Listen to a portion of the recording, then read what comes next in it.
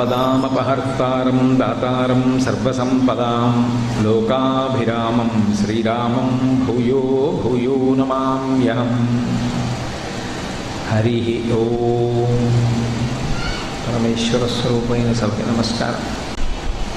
ఆగావో అగ్మన్నుత భద్రమగ్రన్ అని శృతి వేదం గోవుల్ని ఆహ్వానం చేస్తుంది. ఓ గోవులారా, మీరు కళ్యాణప్రదమైనటువంటి స్వరూపాలు, శోభనములను ఇవ్వగలిగినటువంటి వారు, శుభములను పరంపరగా ఇవ్వగలిగినటువంటి వారు. అటువంటి మీరు మీ దూడలతో అంబారావం చేస్తూ మా ఇళ్ల ముందు తిరగండి అని ఆహ్వానం చేస్తుంది. గోవు ఎక్కడ ఉన్నా కూడా అసాధ్యమైనటువంటి విషయాన్ని కూడా సుసాధ్యము చెయ్యగలిగినటువంటి రూపం. అసలు ఇక సృష్టిలో దీన్ని మార్చడం కానీ మరొకలా ప్రయోజనాన్ని పొందడం కానీ ఇక సాధ్యం కాదు అని బిగుసుకుపోయినటువంటి స్థితి ఏర్పడిందనుకోండి. అటువంటి పరిస్థితులలో దానికి పరిష్కారం ఒకే ఒక్క కారణం చేత ఉంటుంది. అది గోవు ద్వారా మాత్రమే సమకూడుతుంది. అంత గొప్ప రూపం ఆ గోవు యొక్క స్వరూపం. అందుకే గోవుని సేవించడం, గోవుని పూజించడం, గోవుకి ప్రదక్షిణం చెయ్యడం, గోవుకి నమస్కారం చెయ్యడం, ఇవన్నీ కూడా చాలా చాలా అధికమైనటువంటి పుణ్యములుగా కీర్తింపబడ్డాయి. మీరు వాంగ్మయాన్ని పరిశీలనం చేస్తే కాలగతి యందు ఒకానొకప్పుడు ఒక సంక్లిష్టమైనటువంటి సమస్య ఏర్పడింది. సృష్టి అవాంతర ప్రళయము, మహాప్రళయము అని రెండుగా ప్రళయాన్ని పొందుతూ ఉంటుంది. అవాంతర ప్రళయము వేరు, మహాప్రళయము వేరు. మహాప్రళయములో ఉదకములు కూడా ఉండవు.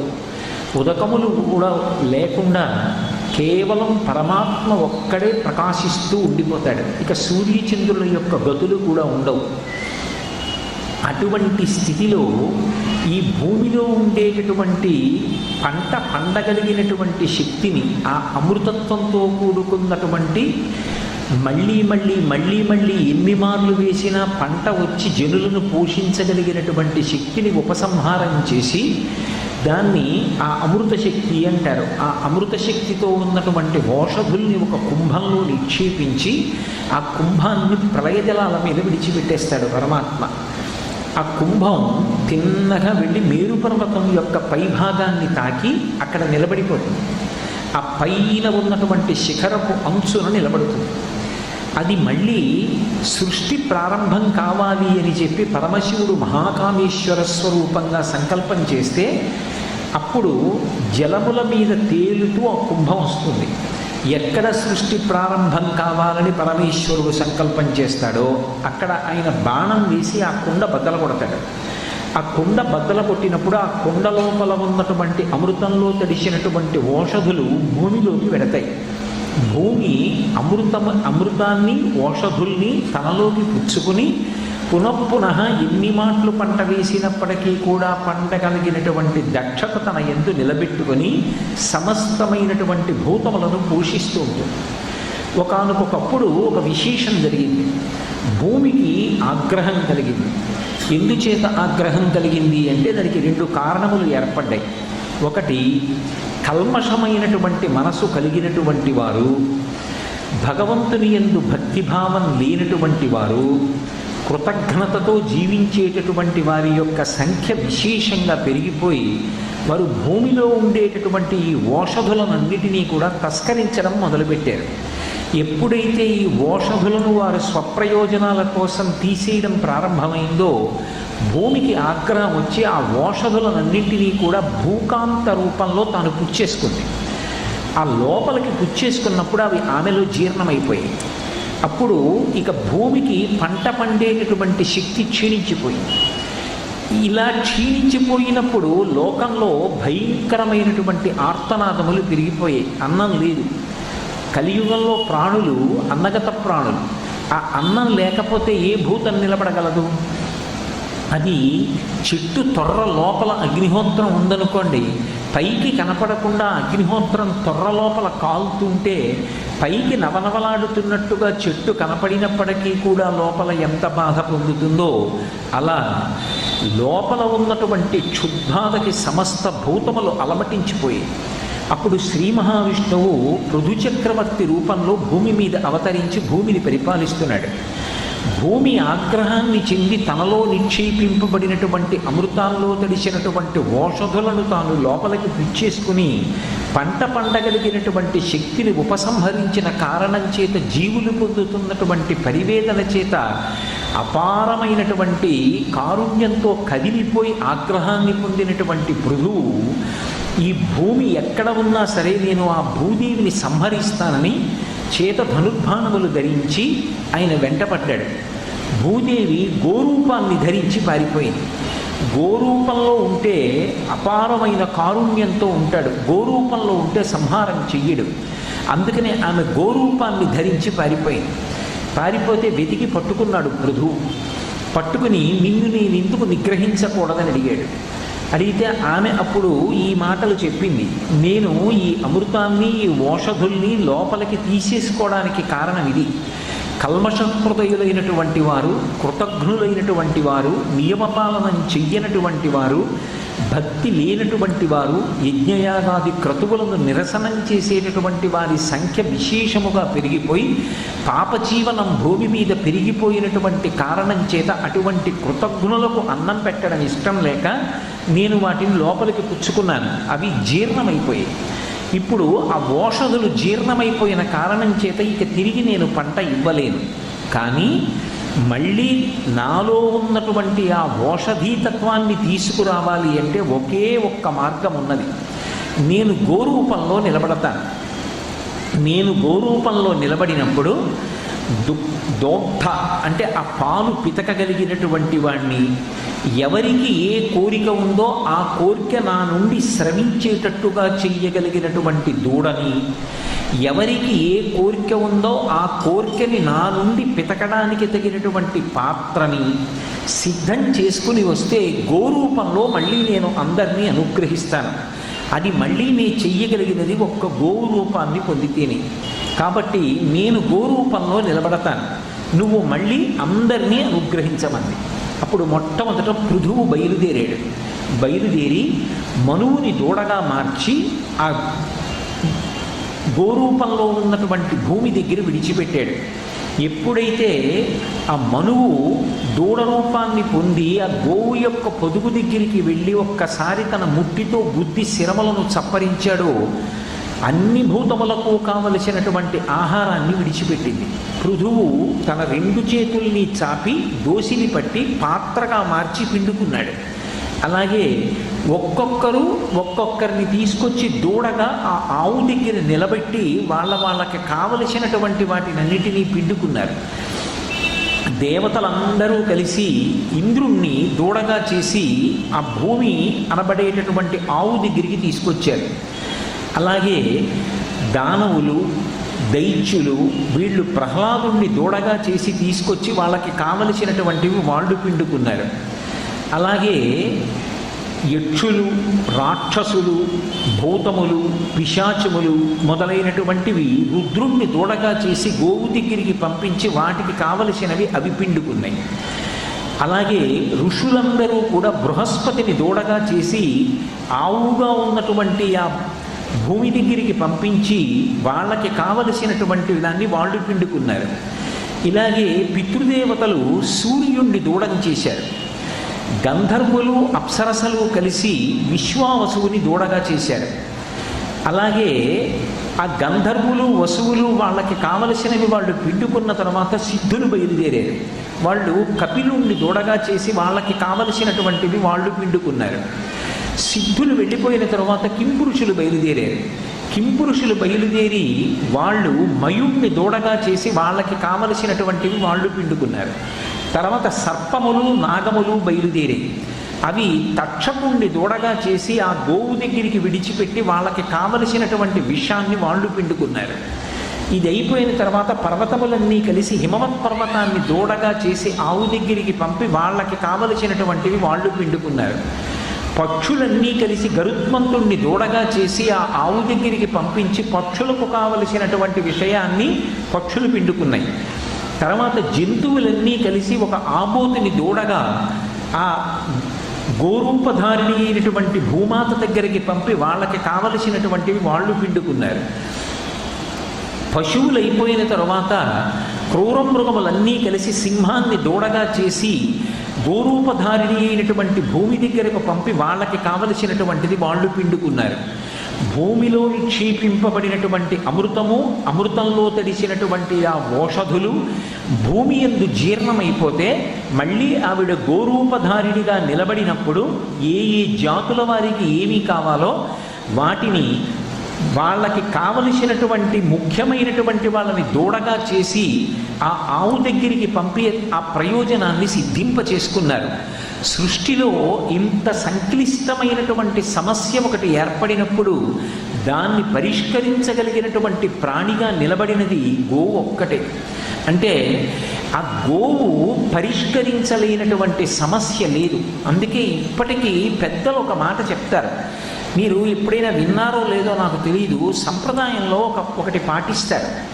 ఎవరైనా చాలా జటిలమైనటువంటి కోరిక తీరకుండా ఉండిపోయిందనుకోండి, అదొక ప్రధానమైనటువంటి అవసరం. ఆ అవసరమైనటువంటిది తీరలేదు, ఎవరికో పెళ్ళి అవ్వాలి, ఆ పెళ్ళి అవ్వట్లేదు, తరచుగా అలా విఘ్నాలు వస్తూనే ఉన్నాయి. అప్పుడు ఏం చేస్తారంటే శ్రీశైలం వెళ్ళి, శ్రీశైలంలో పెద్ద బసవయ్య ఉంటాడు, ఆ బసవయ్య చెవిలో చెప్తారు వాళ్ళకున్నటువంటి కోరికని. అందుకే మీరు చూడండి, ఈ సృష్టిలో మీరు ఏదైనా ఒక కోరిక ఉన్నప్పుడు ఆ కోరికని వెళ్ళి చెప్పినప్పుడు మీరు ఎవరికి చెప్తున్నారో వాళ్ళు వింటున్నారు అనడానికి మీకు తార్కాణం కనపడేటట్టుగా వినేటటువంటి వాళ్ళు, మనకి ఆలంబనం ఇచ్చేవాళ్ళు ఇద్దరు కనపడతారు. ఒకటి విఘ్నేశ్వరుడు, ఆయనకి శూర్పకర్ణం అని ఒక పేరు. ఆయనని 16 నామాలతో పూజ చేస్తాం. సుముఖశ్చైక దంతశ్చ కపిలో గజకర్ణక లంబోదరశ్చ వికటో విఘ్నరాజో గణాధిప ధూమకేతుర్గణాధ్యక్ష బాలచంద్రో గజానన వక్రతుండ శూర్పకర్ణో హేరంబ స్కందపూర్వజ షోడశైతాని నామాని ఎప్పటే శృణుయాదపి విద్యారంభే వివాహే చ ప్రవేశే నిర్గమే తథా సంగ్రామే సర్వకార్యేషు విఘ్నస్తస్య న జాయతే అని. అందులో ఆయనకి శూర్పకర్ణం అని ఒక పేరు. మిగిలినటువంటి ఏ దేవతలైనా సరే మకర కుండలాలు పెట్టుకుంటారు, చెవుల మించి ఒక గుండ్రంగా ఉన్నటువంటి ఆభరణ విశేషాలు వేలాడుతుంటాయి. మనం చెప్పింది వాళ్ళు వింటున్నారా అంటే భగవంతుడు ఎందుకు వినకుండా ఉంటాడు?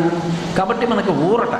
కానీ వినడానికి సాధనమైనటువంటి చెవిని కదుపుతూ వినేటటువంటి వాళ్ళు, చెవి మీద ఏ ఆభరణం పెట్టుకోకుండా వినేటటువంటి వాళ్ళు విఘ్నేశ్వరుడు ఒకడు, గోమాత నందీశ్వరుడు. అవి రెండు మిథునం, గోవృషభములు, కాబట్టి ఒకటిగానే చెప్పవలసి ఉంటుంది. అందుకే శ్రీశైలంలో మల్లికార్జునుడు ఎదురుగుండా ఉన్నటువంటి శలగల బసవయ్య అంటారు, పెద్ద నందీశ్వరుడు ఉంటారు. ఇప్పటికీ కూడా ఆయన చెవిలోకి వెళ్ళి చెప్తారు, స్వామి ఇది అవసరం, నేను ఏదో గొంతెమ్మ కోరిక కోరట్లేదు, నాకు అమెరికా అధ్యక్ష పదవి నిమ్మని నేను కోరట్లేదు. కడుపున పుట్టినటువంటి బిడ్డకి వివాహం కాకపోతే ఆ తండ్రి మనసు ఎంత వ్యాకులత పొందుతుంది, ఆ తల్లి ఎంత బాధపడుతుంది. పైకి నవ్వుతూ ఉన్నట్లు కనపడినా చెట్టు తొర్రలో అగ్నిహోత్రం ఉన్నప్పుడు చెట్టు పైకి నవనవలాడుతున్నట్లు కనపడినా ఎంత లోపల మండుతూ ఉంటుందో, అలా కడుపున పుట్టినటువంటి బిడ్డకి వివాహం అవ్వకపోతే ఆ తల్లిదండ్రులు ఎంత బాధతో ఉంటారు. అప్పుడు దాన్ని కోరికే అనకూడదు, అప్పుడు దాన్ని అవసరము అనవలసి ఉంటుంది. ఇప్పుడు అది ఎవరికి చెప్పాలి అంటే ఎట్టి పరిస్థితుల్లోనూ ప్రతిబంధకాలు వస్తుంటే ఎవరికి చెప్పమన్నారంటే శ్రీశైలంలో మల్లికార్జునుడి ఎదురుగుండా ఉన్నటువంటి నందీశ్వరుడి యొక్క చెవిలో చెప్పాలి. ఆయన చెవి దగ్గరికి వెళ్ళి చెప్పి శనగల మూట కడతారు ఆయన మెడలో. ఇప్పటికీ మీరు చూశారో లేదో నాకు తెలియదు, కానీ జలాపాలీశ్వర స్వామి అని ఒక పేరు ఆయనకి. ఏలూరు, హేలాపురి, ఇప్పుడు ఏలూరు అంటున్నారు. ఏలూరులో పరమ ప్రఖ్యాతమైనటువంటి క్షేత్రం. ఆ క్షేత్రంలో విచిత్రం ఏమిటంటే ఎప్పుడైనా సరే నంది శృంగములలోంచి చూస్తే శివలింగం కనపడుతుంది.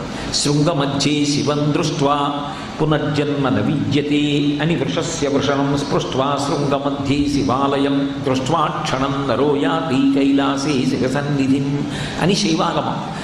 ఆ నందీశ్వరుడి యొక్క 2 చెవుల మీద కుడి చెయ్యి వేసి ఆ 2 వేళ్ళు పెట్టి వెనకాతల ఉన్నటువంటి అవయవాన్ని ఆ వృషణములను ఒక్కసారి ఎడంచేత్తో పట్టుకుని వెంటనే వదిలేయాలి.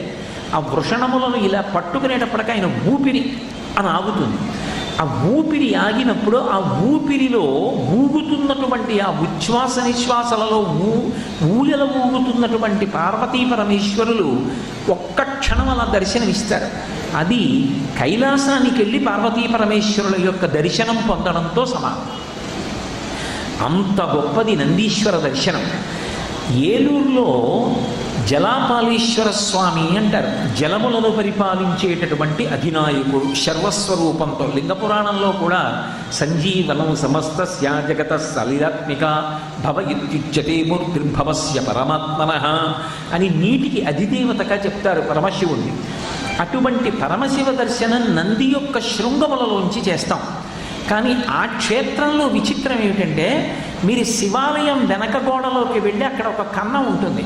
మీరు ఆ కన్నంలోంచి చూస్తే శివలింగం పక్క నుంచి నందీశ్వరుడు కనపడతాడు. ప్రత్యేకంగా ఆ క్షేత్రంలో అలా దర్శనం చేస్తారు. పిల్లలు లేని వాళ్ళు, కోరికలు తీరని వాళ్ళు కూడా ఆయన దగ్గరికి వెళ్ళి ఆ నందీశ్వరుడికి చెప్తారు. చెప్పి నందీశ్వరుడికి ప్రత్యేకమైనటువంటి మొక్కు పూజలు ఉంటాయి. నందీశ్వరుడిగా, గోమాతగా అంతటి శక్తివంతులు వాళ్ళు. ప్రతి విషయాన్ని వింటారు. ఎంత సంక్లిష్టమైన సమస్య కానివ్వండి, అది మనం చెప్తుంటే వింటుంది. మీరు ఎప్పుడైనా పరిగించారో లేదో నాకు తెలియదు. మీరు ఎప్పుడైనా ప్రశాంతంగా గోవు దగ్గర కూర్చుని సావధాన చిత్తంతో ఆలకించమ్మా అని అడిగితే అది తలెత్తి వింటుంది. మీరు చెప్తున్నప్పుడు అది ఎంతో శ్రద్ధగా తల పంకించి వింటుంది. మీరు చెవు దగ్గరికి వెళ్ళి చెప్పినప్పుడు కూడా అది వింటుంది. గోవుకి చెప్పుకున్నటువంటి సమస్య తీరుతుంది. ఊళ్ళో గోశాల ఉండాలి అని ఎందుకు చెప్తారో తెలుసా? మనసు అపారమైనటువంటి ఆందోళనతో ఉంటే గోశాలలోకి వెళ్ళి కూర్చుని ఆందోళనకి కారణం గోవుకి చెప్పాలి. అది మీరు మనసులో చెప్పినా చాలు, గోవుకి వినపడుతుంది. అంత ప్రఖ్యాతమైనటువంటి స్వరూపం గోవు. కాబట్టి అటువంటి గోవు పరిస్థితి అత్యంత సంక్లిష్టమైనటువంటి స్థితిని పొందితే దీన్ని ఎలా పరిష్కరించడం అన్న సమస్య ఏర్పడింది అనుకోండి, ఉత్తర క్షణంలో జోక్యం చేసుకుని పరిష్కరించేది ఎవరు అంటే గోవు పరిష్కరిస్తుంది. మీకు నేను ఇంకొక ఉదాహరణ చూపిస్తాను. వెంకటాచల క్షేత్రం ఉంది తిరుపతి. ఒకానొకప్పుడు కపిల మహర్షి పూజ చేస్తున్నటువంటి శివలింగం పాతాళలోకం నుంచి పెరగడం మొదలుపెట్టి పాతాళలోకాన్ని దాటిపోయి భూమిని భేదించి పైకొచ్చేసి వెళ్ళిపోతున్నప్పుడు ఆ శివలింగం ఇంకా పెరిగిపోకుండా ఆపాలి. ఎవరు ఆపుతారు? ఎవరూ ఆపలేకపోయారు. దేవతలు, యక్షులు, గంధర్వులు, కిన్నెరులు, కింపురుషులు అందరూ 2 చేతులు ఎత్తి నమస్కారం చేస్తూ నిలబడిపోయారు. ఇక పైకి వెళ్ళకూడదు ఆ లింగం. గబగబా కామధేను వచ్చింది. తన గిట్ట పైకెత్తి శివలింగం మీద పెట్టి మా వర్ధస్య అంది. ఇక పెరగవద్దు అంది. అందుకే ఇప్పటికీ మీరు కపిలతీర్థం వెడితే కపిలతీర్థంలో ఉన్నటువంటి శివలింగం మీద ఆవు యొక్క డెక్క ముద్ర ఉంటుంది. అక్కడికి వెళ్ళి కామధేనువు మా వర్ధస్య అని ప్రార్థన చెయ్యగానే ఇక కపిలలింగం పెరగడం మానేసి. అలాగే మీరు గమనించండి, అపురూపమైనటువంటివి ఏవైనా కూడా గో సంబంధంగానే ఉంటాయి. మనకి క్షేత్రాలలో కాశీపట్టణం ఎంత శక్తివంతమైన క్షేత్రమో దక్షిణాన మళ్ళీ అంత శక్తివంతమైనటువంటి క్షేత్రం గోకర్ణం. ఆ క్షేత్రానికి పేరు గోవు పేరు మీద వచ్చింది. గోకర్ణం అంటే ఆవు యొక్క చెవి. అందుకే ముద్ర పట్టినప్పుడు అన్నిటికన్నా అత్యంత అవసరమైన ప్రధానమైన ముద్ర ఏది ఉంటుందో దాన్ని ఆవు చెవితోటే సంకేతిస్తారు. ఆచమనీయం చేసినప్పుడు పట్టేటటువంటి ముద్ర గోకర్ణాకృతిలో చేతిని పడతారు. బొటన వేలుని తీసుకెళ్ళి మధ్య వేలు మొదట్లోకి తగిల్చి చూపుడు వేలుతో మూస్తారు. మూసి వేళ్ళు జాపితే ఏర్పడినటువంటి చేతి యొక్క రూపం ఆవు యొక్క చెవి ఆకృతిని పొందుతుంది. గోకర్ణం అంటారు. సముద్రం ఆవు యొక్క చెవి ఆకృతిని పొందింది ఆ క్షేత్రంలో. అందుకే ఒక్క పర్వదినం అయితేనే సముద్ర స్నానం, మిగిలిన చోట్ల అది కూడా సముద్ర స్నానం చేస్తే మహాసంకల్పం చెప్పాలి. నది దగ్గరికి వెళ్ళి స్నానం చేస్తే సంకల్పం చెప్పాలి. గోకర్ణ క్షేత్రానికి వెడితే మాత్రం తప్పకుండా సముద్ర స్నానం చెయ్యాలి. అది ఒకెత్తైతే గోకర్ణ క్షేత్రంలో ఒక ప్రఖ్యాతి ఉంది. కోటి తీర్థము అని ఒక తీర్థం ఉంది అక్కడ. ఆ తీర్థంలో ఎవరైనా పితృకర్మ చెయ్యనటువంటి వాళ్ళు లేదా పితృదేవతలకి విశేషమైనటువంటి ఫలితాన్ని కట్టబెట్టాలి అనుకున్నటువంటి వాళ్ళు అక్కడికి వెళ్ళి క్షురకర్మ చేయించుకుంటారు. మళ్ళీ వెళ్ళి క్షురకర్మ చేయించుకొని అక్కడ పితృకార్యం చేస్తారు, పితృపిండాదులు పెడతారు. అలా పెడితే పితృదేవతలకి విశేషమైనటువంటి పుణ్యం లభిస్తుంది అని. అక్కడికి వెళ్ళి మీరు పితృదేవతలని ఉద్దేశించి ఏదైనా ఒక పుణ్యకార్యాన్ని చేస్తే శరీరాన్ని విడిచిపెట్టేసినటువంటి పితృదేవతలకి అపారమైనటువంటి పుణ్యం సంక్రమిస్తుంది.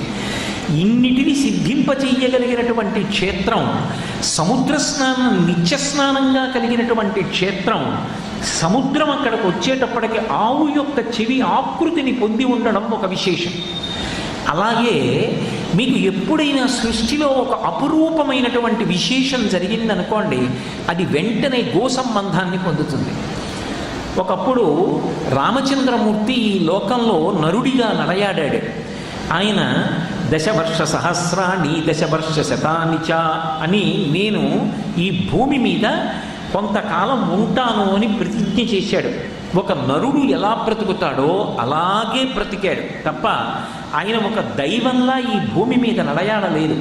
కోన్వస్మిన్ సంప్రదం లోకే గుణవాన్ కస్య వీర్యవాన్ ధర్మజ్ఞశ్చ కృతజ్ఞశ్చ సత్యవాక్యో దృఢవ్రతః చారిత్రేణ చ కోయుక్తః సర్వభూతేషు కోహితః విద్వాన్ కః కస్సమర్థశ్చ కశ్చైక ప్రియదర్శనః ఆత్మవాన్ కో జితక్రోధో ద్యుతిమాన్ కో నరసూయకః కస్య బిభ్యతి దేవాశ్చ జాతరోషస్య సంయుగే అని.